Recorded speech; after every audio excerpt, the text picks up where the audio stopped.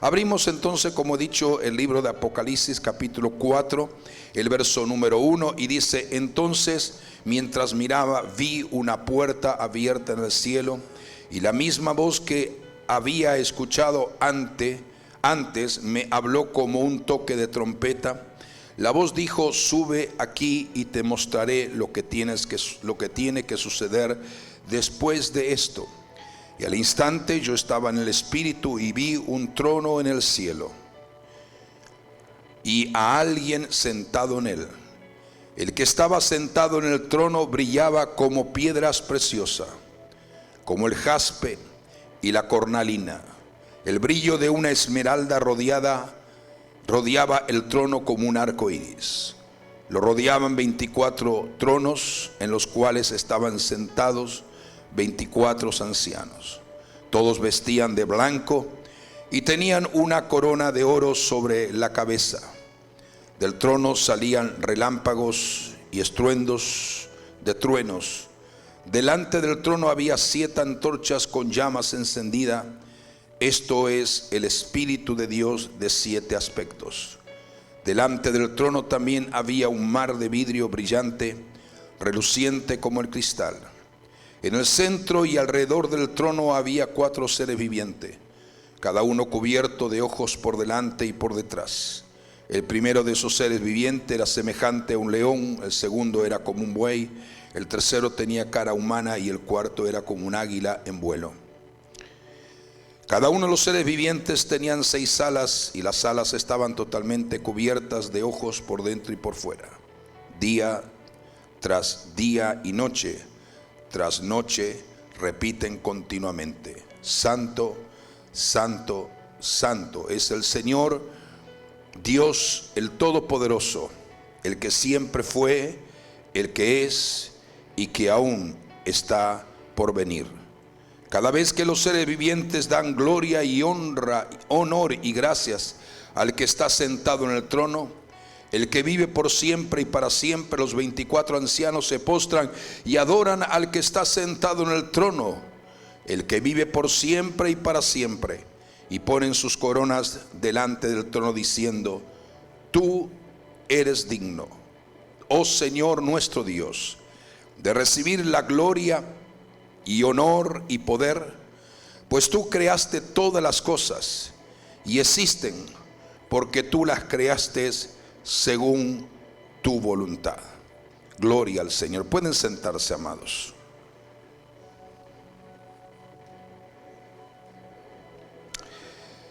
En los días pasados o las semanas pasadas estuvimos hablando acerca de lo que es la vida eterna, y estuvimos hablando acerca de la revelación del Cordero. Yo quiero entender que una de las razones por la cual Dios nos lleva a hablar de estos temas es porque en realidad donde debemos de colocar nuestra mirada es donde pasaremos la eternidad. La eternidad no es una temática de algo místico ni algo que suene a ciencia ficción, sino que es una realidad prevaleciente en las Sagradas Escrituras. Y yo creo firmemente lo que Pablo dijo: poned vuestra mirada en las cosas de arriba, donde está Cristo sentado a la diestra de Dios Padre. Si hay una razón de hablar del tema de Apocalipsis capítulo 4 y 5, cuando Juan tuvo esa impactante revelación llamado el libro de revelación, que habla de las cosas que Dios le permite ver a este hombre llamado su siervo apóstol Juan, es para que nosotros podamos tener las bases y podamos tener una convicción sólida y segura, el saber y entender hacia dónde o a dónde nosotros nos encaminamos o cuál es nuestro destino en el futuro de nuestra propia vida. Por eso que cuando hablamos de eternidad, estamos hablando que hoy como seres humanos nosotros tenemos un pasado, tenemos un presente, tenemos un futuro. Pero cuando hablamos de eternidad estamos hablando de algo que no tiene principio ni tiene fin, no tiene pasado, no tiene presente, no tiene futuro, porque Dios se revela a sí mismo como el yo soy presente. Eso nos está dando a entender y nos da la connotación que todo lo que el Señor nos ha revelado como promesa para alcanzarlo y el lugar donde descansaremos para siempre con el Señor, es algo que sí vale la pena que meditemos en eso. Cuando nosotros leemos el capítulo 4, donde nos habla que Juan fue llevado por la presencia del poder de Dios hasta el lugar del mismo trono de gloria, queremos recordar que la Biblia nos habla de 3 cielos. Nos habla del primer cielo, donde tú estás rodeado, es la atmósfera que nos rodea, donde está todo lo que puede ser observado y puede ser visto por el hombre. Ese es el primer cielo. Tenemos un segundo cielo que la Biblia habla que donde realmente es el segundo cielo, donde habitan las esferas y las entidades espirituales. Y tenemos el tercer cielo, más allá del primero, del segundo, el tercer cielo, donde está el trono de Dios y donde está el lugar de nuestra eternidad. Bíblicamente está demostrado esto. No podemos entrar ahora, podríamos sacar un tiempo para hablar del primero, segundo y tercer cielo y ver de qué manera Dios nos está revelando esos misterios tan profundos. Pero sin embargo, cuando Juan fue llevado y traspuesto al tercer cielo, el lugar de la presencia, el lugar del trono, ¿se acuerda? Hay un coro que luego le pedí a los de la agrupación que lo canten cuando dice: delante de su trono le adoramos, le alabamos y le glorificamos. Por eso que cuando nosotros leemos el capítulo 4 y 5 del libro de Apocalipsis, eso nos permite a nosotros y cada uno de nosotros vislumbrar realmente algo de lo que estamos por heredar, o lo que estamos por presenciar, o lo que estamos por ver, que es la misma gloria del Padre, la misma gloria y majestad y magnificencia del Cristo amado. Por eso que cuando vemos acerca de que cuando Juan llega y es introducido en la sala del trono del cielo, Dios, dice la Biblia claramente, que lo primero que le llama la atención al apóstol Juan es que Dios está realmente tomando gobierno y tiene gobierno y control sobre todo lo que sucede en el cielo, pero a la vez desde el cielo comanda en su gobierno y soberanía todo lo que sucede en la tierra. Algunas veces como humanos, algunas veces como personas nos preocupamos cuando oímos la condición tan preocupante de lo que está sucediendo en la China, donde miles de personas están siendo infectadas y muriendo, y posiblemente hay el temor de que esto se convierta en una pandemia. Es decir, hay tantas situaciones que generan un estado de ansiedad, de preocupación, de muchas veces de angustia, desesperación al ver lo que está sucediendo en el mundo. Pero en realidad, cuando nosotros tenemos la revelación del trono de Dios, vamos a discernir por el Espíritu que Dios es el que tiene el control de todas las cosas, lo mismo en el cielo como lo que sucede en la tierra. Y si pertenecemos al Dios que creó los cielos y la tierra, le servimos, le amamos, le adoramos y somos fieles a Él, y estamos dispuestos a obedecerle y a santificarnos y por completo amar su pureza, evidentemente que Él será nuestro protector en medio de la aflicción y en medio de la angustia del mundo. Por esa razón, cuando nosotros vemos, como lo vio Juan, la manifestación del trono, todos los sucesos que Juan comienza a registrar allí tienen que ver con lo que va a acontecer en el mundo en un futuro y lo que ya está sucediendo. O sea, el mundo, iglesia, no está girando fuera de control. Y usted me dirá a mí: pero pastor, creo que usted está equivocado. ¿Cómo que el mundo no está girando fuera de control cuando están pasando las cosas que están pasando? De repente un volcán que no erupcionaba hacía 800 años, de repente ahora erupciona un volcán y miles de personas son evacuadas de una forma rápida en la parte de Asia. ¿Qué pasó con Filipinas cuando un volcán está amenazando destruir gran parte de ciertas ciudades? Porque el volcán no solamente produce una erupción, sino que produce efecto sísmico que hace temblar la tierra y comienza la tierra a abrirse y las casas a hundirse.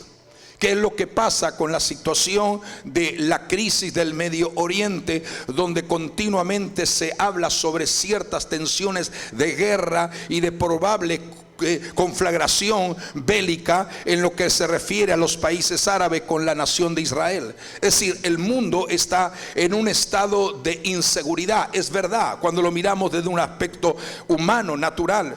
Pero en realidad lo que tenemos que entender es que cuando tenemos la revelación del trono de Dios, el mundo, queremos afirmar, no está girando fuera de control.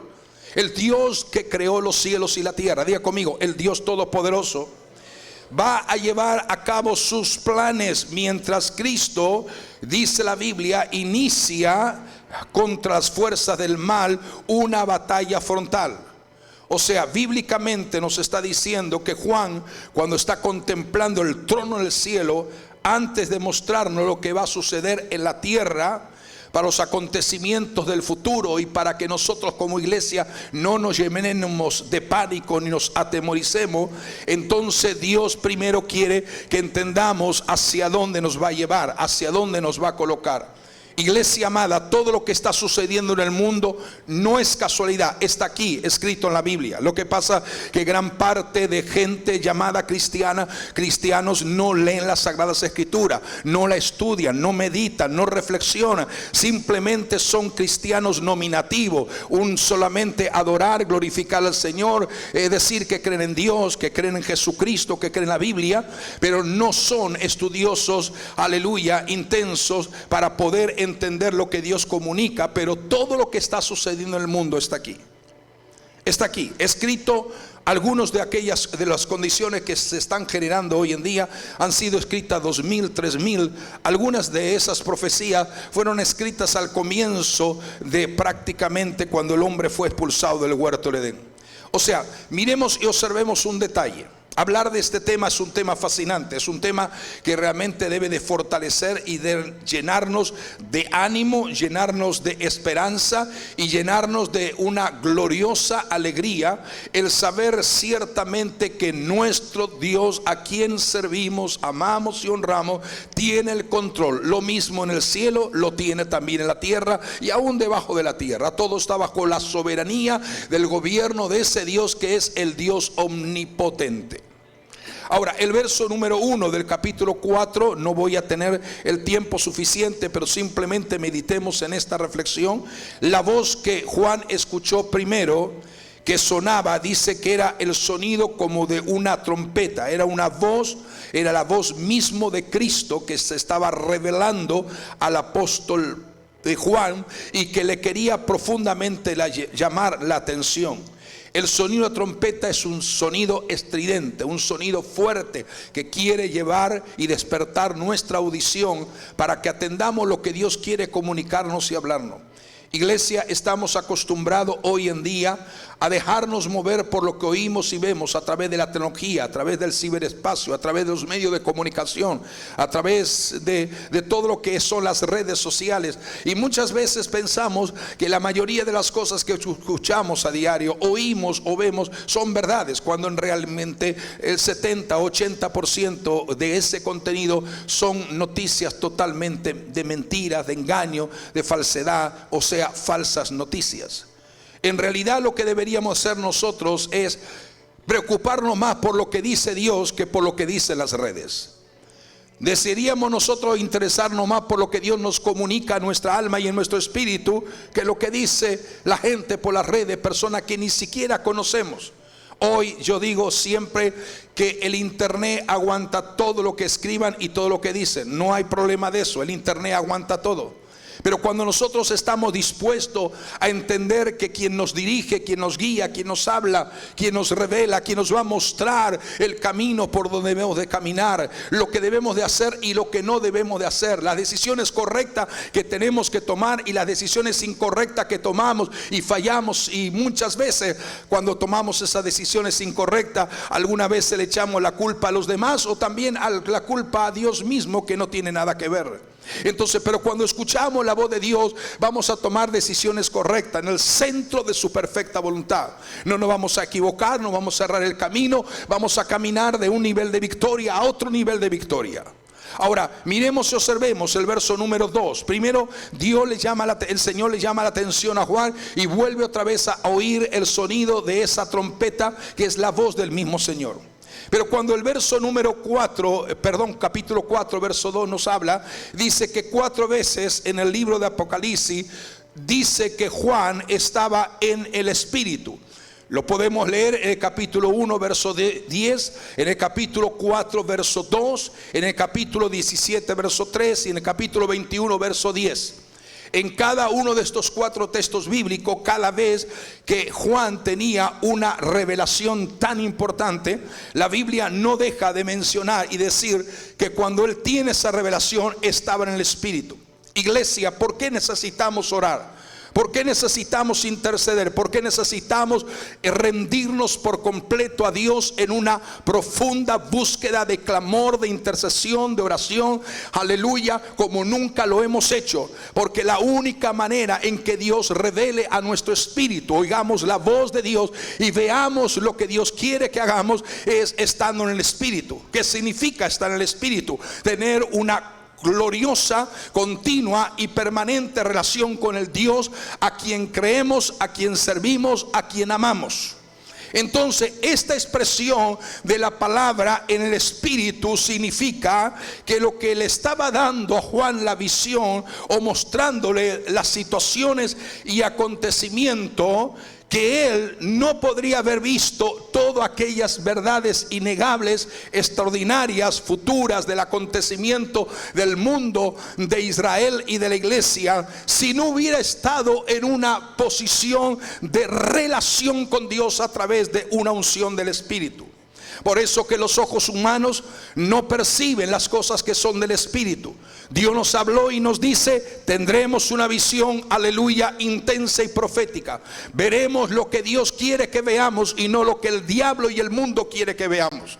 Vamos a ver lo que Dios pone por delante, la esperanza gloriosa que funde nuestra vida en una extraordinaria, aleluya, victoria y en una extraordinaria seguridad para saber que no estamos solos, que hay algo, aleluya, que nos rodea día y noche. Es la protección poderosa del Dios a quien amamos, servimos, honramos y adoramos en espíritu y verdad.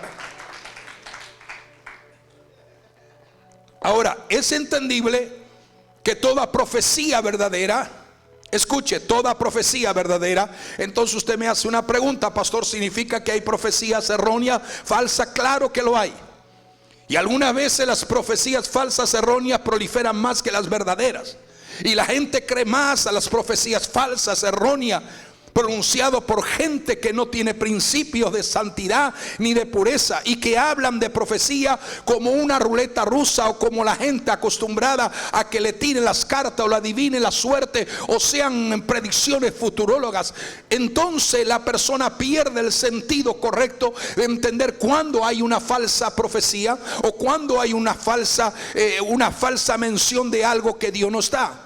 Recuerde lo que hemos predicado. El libro de Jeremías, el libro de Isaías, especialmente Jeremías, Dios le llama la atención a aquellos profetas que decían: Dios dijo, y Dios dijo: ¿cuándo habéis estado en el silencio, en el secreto de mi presencia, para que yo les revele y hablen la palabra que yo quiero que ustedes hablen a Israel?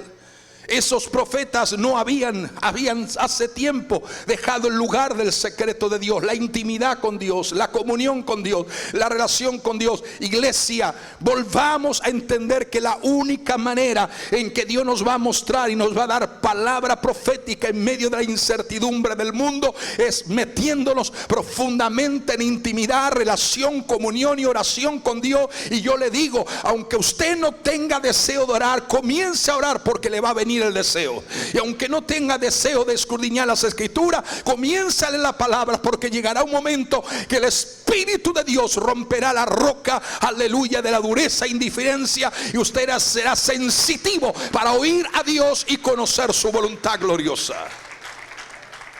Toda profecía, entonces, iglesia, toda profecía verdadera, diga conmigo, toda profecía verdadera proviene de Dios por medio de ¿qué? Del Espíritu Santo. Yo le invito a que usted en su casa marque ahí, escriba ahí.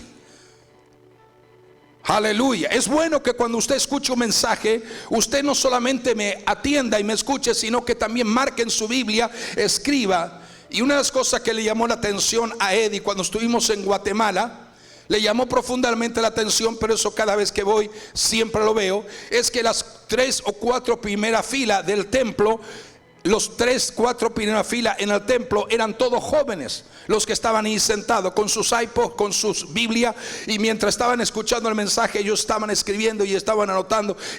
Durante todos los mensajes, los primeros que estaban, las primeras filas eran los jóvenes. Y por supuesto después las demás personas también estaban. Es decir, cuando usted tiene profundo interés por aprender, por desarrollarse en el conocimiento y entendimiento, hay actitudes que entiendo, que percibo que es una profunda situación de interés, una profunda condición muy positiva, en que la gente, cuando está escuchando la palabra, esté anotando, esté escribiendo. Si usted está indiferente es porque usted lo sabe todo y no tiene nada absolutamente que aprender. Es más, he escrito el libro, creo que lo anunció Orlando, el tema de la intimidad de su presencia, pero resulta que yo prediqué ahora en Guatemala 3 temas que están en ese libro, y le dije a Esteban, creo que luego más tarde vamos a tener que agregar mucho más material, porque sabe que mientras estaba predicando esos temas, en el momento que estaba predicando, Dios me comenzó a revelar, a mostrar más de lo que hay en esa temática. Porque iglesia, cuando la gente comienza a entrar en expectación de gloria y en expectación de una forma que está reclamando o que está realmente anhelando conocer más, es decir, la demanda de la iglesia, la demanda del oyente, la demanda del pueblo, la demanda del hombre, la mujer, del joven, del niño que está escuchando la palabra, el querer saber más, eso está jalando dentro del que está predicando, y uno recibe más revelación. Y eso no lo entendemos. Algunas veces nos acostumbramos a oír siempre, nos acostumbramos, y ya digo, bueno, es natural. Cuando usted deja de ser espectador, no es expectante, de ser, aleluya, de ser demandante a una mayor revelación de conocimiento, entonces yo paro de recibir en el momento. No sé si estoy explicándome bien, pero cuando usted está diciendo quiero aprender más, quiero, y usted está ahí expectante en lo que el Señor está diciendo, hay una unción que sigue fluyendo intensamente. Eso yo lo he experimentado no una vez, lo he experimentado muchísimas veces cada vez que predico la palabra del Señor. Pero cuando no hay una demanda del pueblo y el pueblo ya está acostumbrado, tú sabes, entonces como que parece que no hay ese fluir, pero Dios sigue hablando. Entonces, toda profecía verdadera proviene de Dios, ¿o no? Proviene de Dios. Ahora, el verso número 4 nos habla de ancianos que están allí en el trono. Lo vemos eso al comienzo del libro de Apocalipsis, lo vemos aquí otra vez cuando Juan ya tiene una revelación profunda en los detalles del trono. El capítulo 4 y 5 nos habla específicamente de eso. Pero ¿quiénes son estos 24 ancianos? Aunque la mayoría de la gente, interpretado teológicamente y de una forma escatológica, pueden representar las 12 tribus de Israel y los 12 primeros apóstoles del Nuevo Testamento, también en cierta manera, porque sí hubo 12 tribus de Israel y sí hubieron los 12 primeros apóstoles del Nuevo Testamento, lo cual la Biblia lo menciona.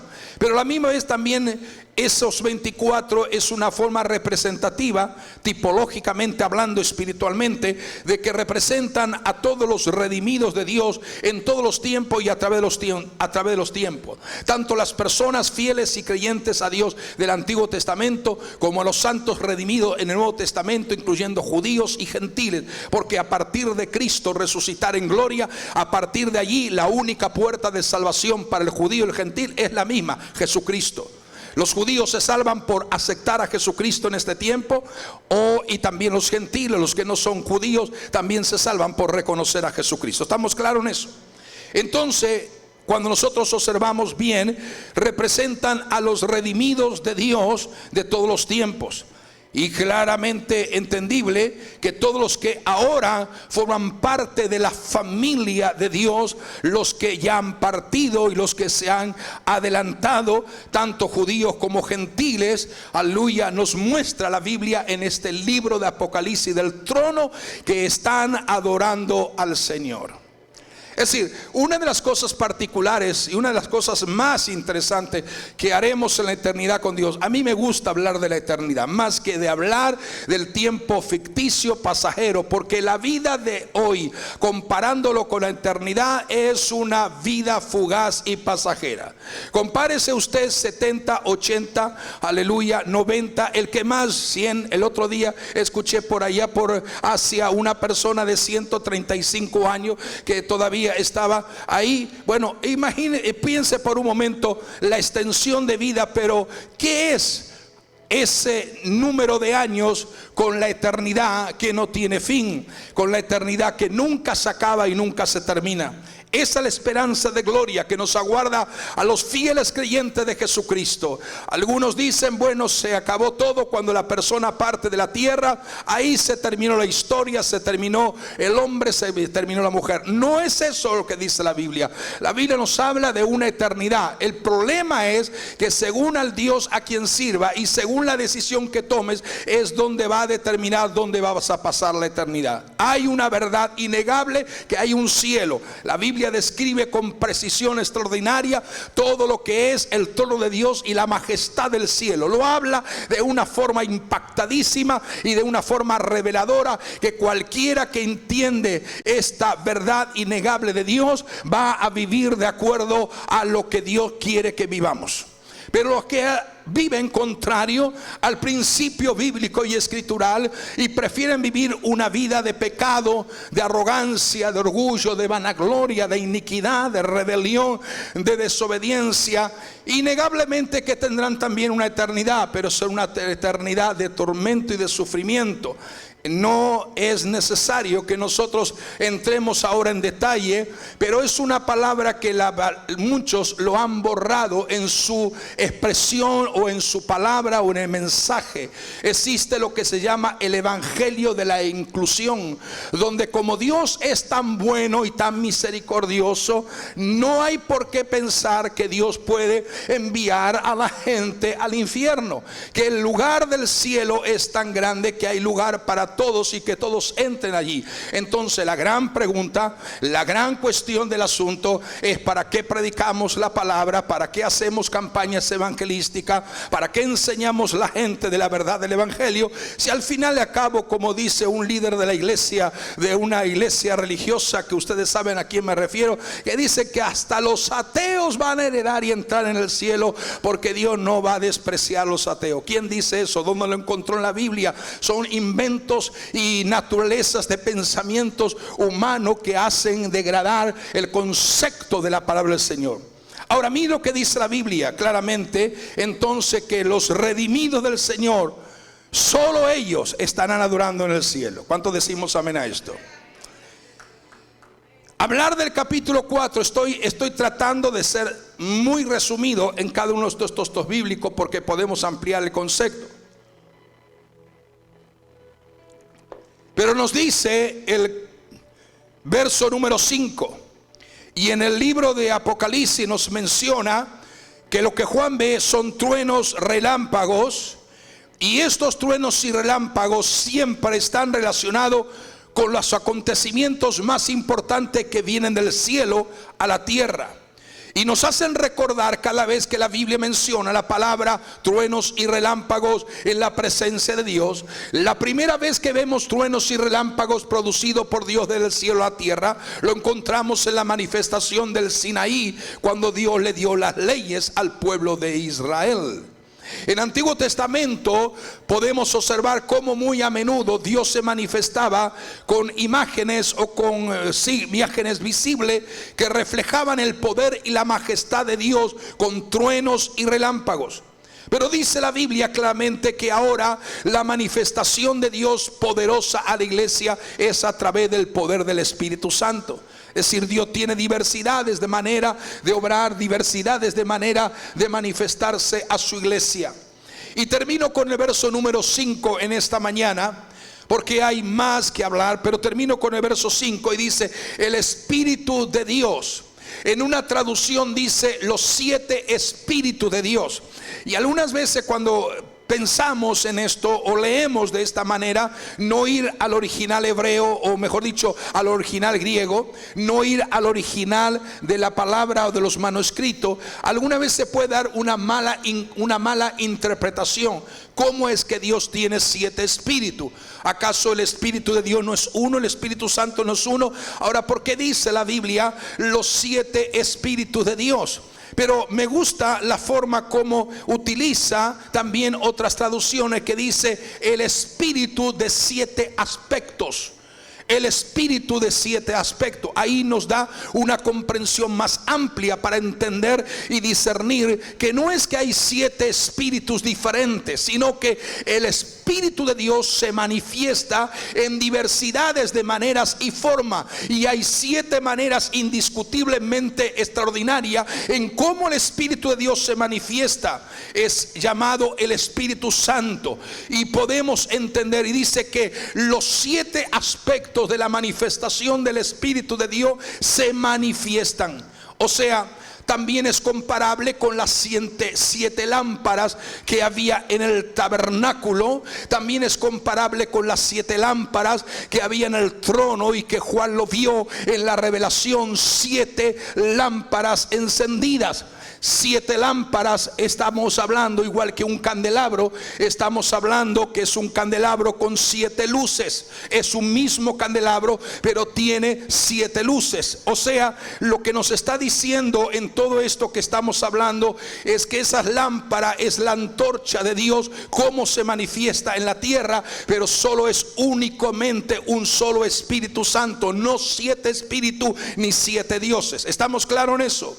Entonces, lo que tenemos que percibir y entender por la revelación del Espíritu, que cuanto más revelación tengamos del trono, más se hace realidad nuestra esperanza de eternidad con Él. Miremos hacia su presencia, comencemos a orarle y a suplicarle profundamente a Dios que Él abra nuestros ojos espirituales, como los ojos espirituales que abrió de Juan, o los ojos espirituales que abrió también en Pablo, cuando él dijo: no sé, pero dice 14 años atrás yo fui trasladado, no sé de qué manera, pero trasladado, y vio la presencia de Dios el apóstol Pablo. O sea, iglesia amada, estamos en este tiempo para no ser llenados del temor, del pánico que existe en el mundo por las condiciones que se generan a diario. Estamos para volvernos a Dios en confianza y en seguridad. En esta mañana queremos reprender el espíritu de temor, de ansiedad, de pánico, de miedo, de cobardía, de inseguridad, y decirle que no puede tocar a los santos redimidos por la sangre y el poder glorioso de Jesucristo. Oh, aleluya. Si usted cree que es hombre y mujer llamado por la eternidad, póngase de pie. Joven llamado por la eternidad, póngase de pie. Y damos la gloria al Señor, damos la alabanza a Él, porque Él es digno de toda gloria. ¿Cuántos creen que Él es digno de toda gloria? Él es digno de toda gloria. Digamos, Él es digno de toda gloria. Iglesia, quiero decirles en esta mañana que la recompensa de Cristo, la mayor recompensa, la gloriosa recompensa del Dios que se reveló a nosotros como nuestro Padre eterno y celestial, es la vida eterna. La vida eterna es una vida para siempre con Dios y con Jesucristo. Aleluya, que comienza en el mismo momento que somos determinados y decididos a seguir al Señor y a honrarle a Él y a amarle con todo nuestro corazón. La vida eterna, iglesia, no es algo que vamos a comprar y algo que vamos a pagar. La vida eterna es un regalo, aleluya, de Dios. O sea, es un regalo de gracia.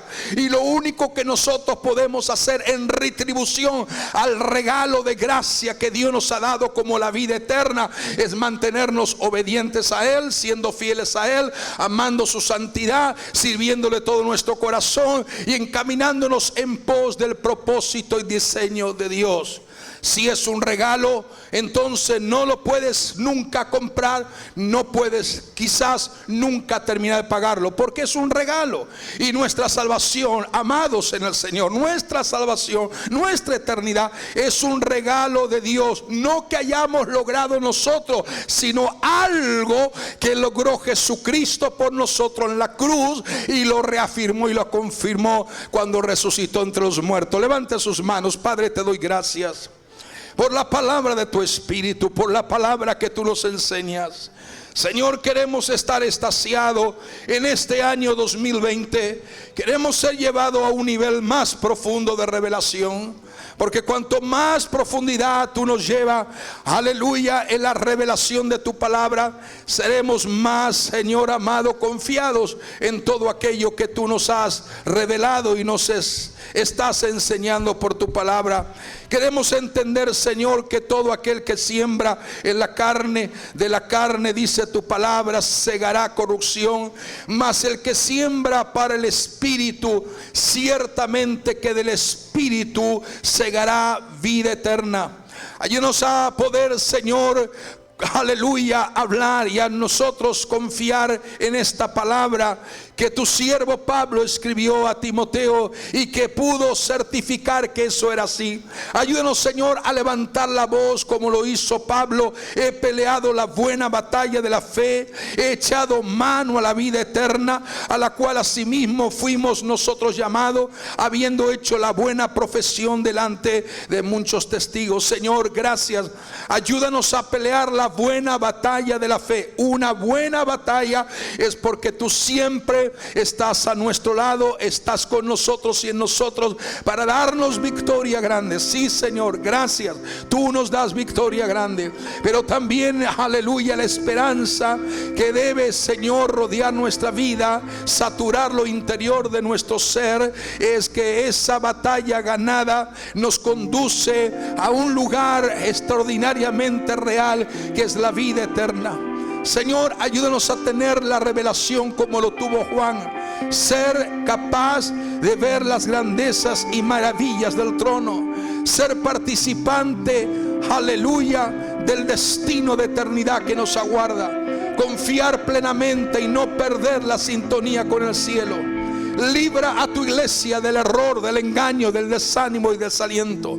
Reprendo el espíritu, Señor, aleluya, que quiere tratar de confundir, debilitar, desanimar a tu gente. En el nombre de Jesucristo de Nazaret, ordeno que el espíritu, Señor, que trata o intenta menoscabar las verdades reales de tu palabra y de tus promesas, sea, Señor, aleluya, contrarrestado. Reprendemos el espíritu del error, del engaño, todo aquello que trate de alguna manera de debilitar la fe de tus hijos, de tu iglesia, lo reprendemos y lo echamos fuera. Bendice tu pueblo en esta mañana aquí reunido. Bendice, Señor, cada uno de tus hijos e hijas, cada uno de los niños, de los jóvenes, de los adolescentes que están aquí reunidos en tu casa. Señor amado, haz de cada uno de ellos instrumentos de bendición. Permita, Señor, que cada una de las personas que están aquí en esta mañana, aleluya, puedan seguir siendo bendecidas, tocadas por el poder y la presencia tuya. En el nombre de Jesús de Nazaret, en el nombre de Jesús.